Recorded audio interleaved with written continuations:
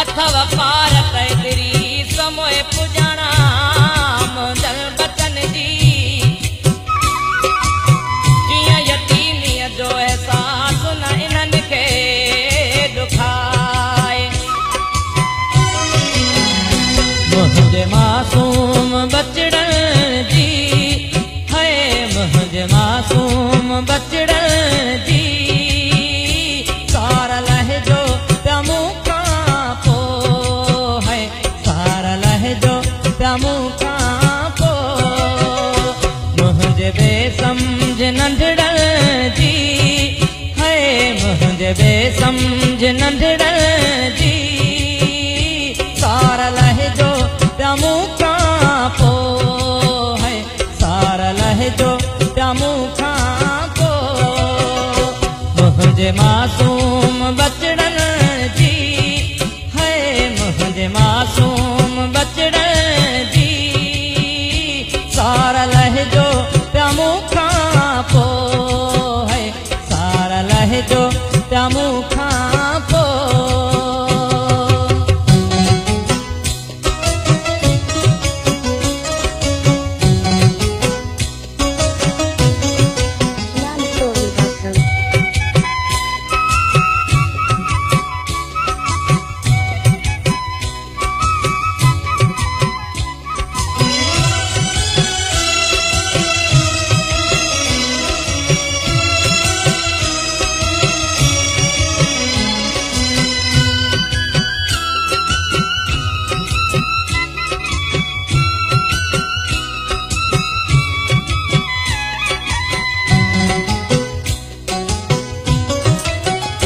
बगुन पहंदो ही घुलजी वञे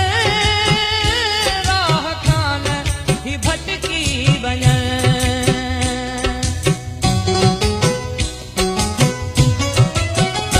बगुन पहंदो ही घुलजी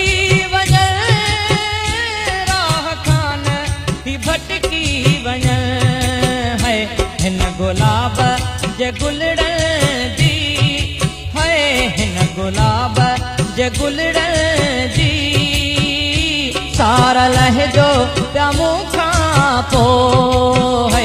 सार लहजो तमू खां पोइ मुंहिंजे मासूम बचड़न जी है मुंहिंजे मासूम बचड़न जी सार लहजो तमू खां पोइ है सार लहजो तमू खां पोइ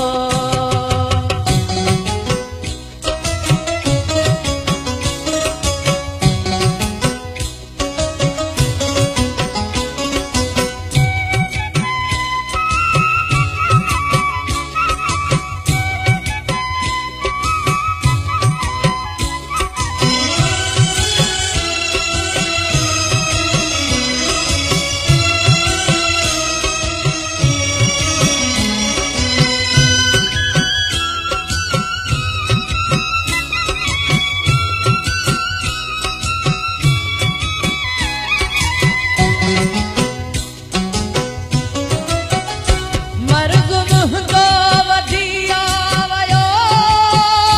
मौत मूंखे सॾे थो पियो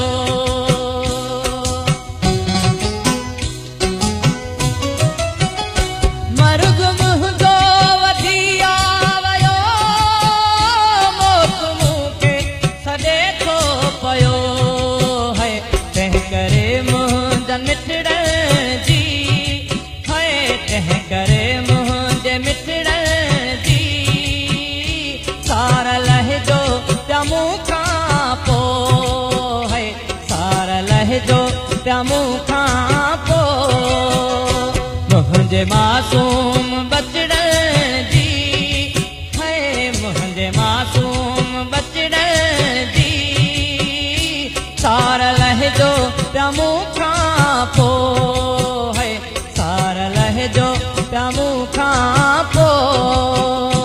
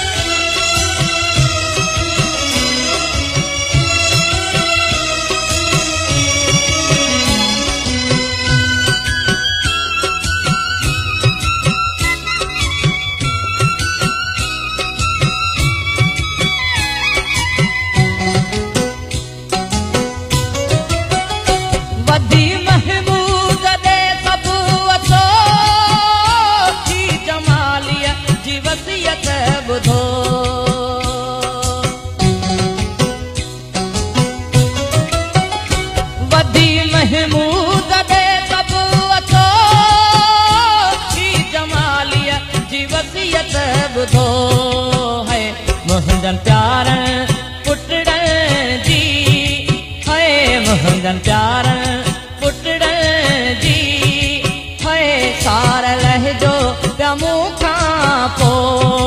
है सार लहजो तमू खां पो मुंहिंजे मासूम बचड़न जी है मुंहिंजे मासूम बचड़न जी